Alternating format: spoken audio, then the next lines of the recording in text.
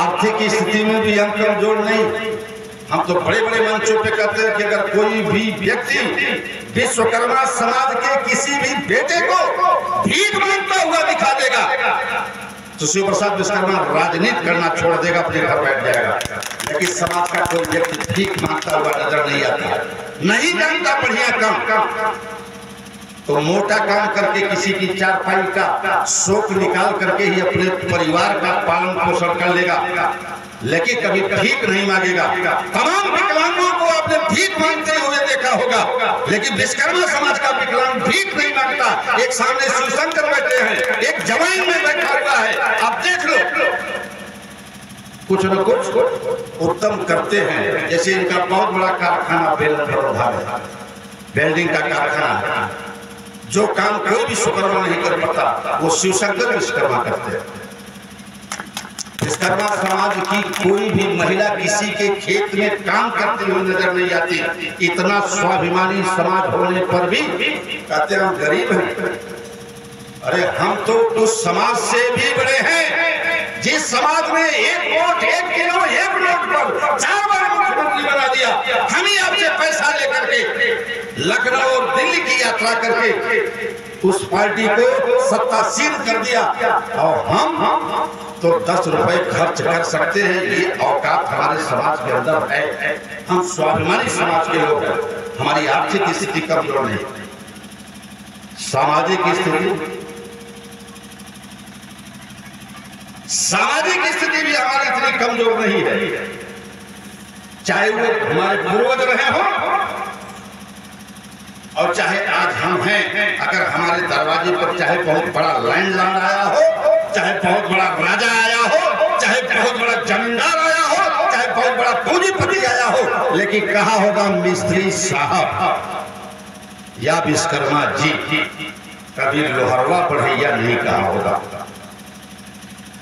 और पौराणिक इतिहासों को अगर देखा जाए तो हमारा इतिहास इतना उम्दा है। मेरे बाप रामकरण विश्वकर्मा ने नहीं लिखा है, उन्हीं उच्च वर्ग के लोग जो आज इस समय श्रवण की श्रेणी में आते हैं, उनके बाप दादाओं ने लिखा है किताबों में।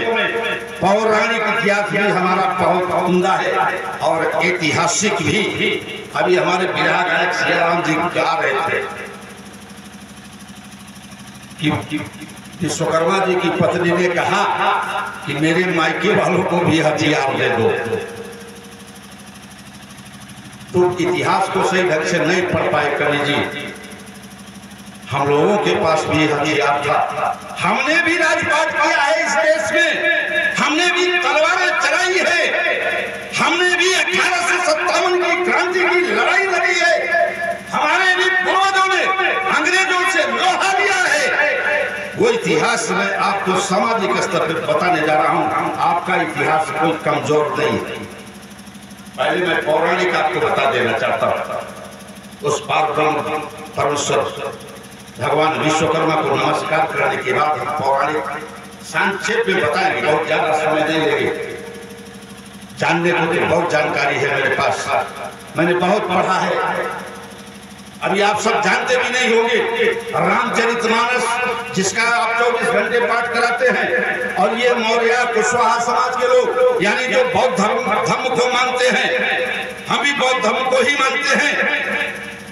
बुद्ध चरित चंद्रोदय का पाठ 24 घंटे होता है। लेकिन आज से आप जान लीजिए, बहुत जल्दी आपको किताब उपलब्ध करा रहा हूं मैं। विश्वकर्मा चरितमानस बन गया है 7 कांड में, और उस पर प्रवचन होना शुरू हो गया है। वो भी चौपाई, छंद, दोहा और सोठा के रूप में लिखा गया है। लिखने वाले राम दास जी जो गाजीपुर के रहने वाले हैं, तो अभी उन्होंने पिछले महीने उसका अनावरण किया। आज उनका बेटा बड़े बड़े मंचों पे बैठ करके राम विश्वकर्मा चरितमानस का प्रवचन कर रहा है, और गाजीपुर में अखंड पाठ हो रहा है विश्वकर्मा चरितमानस का।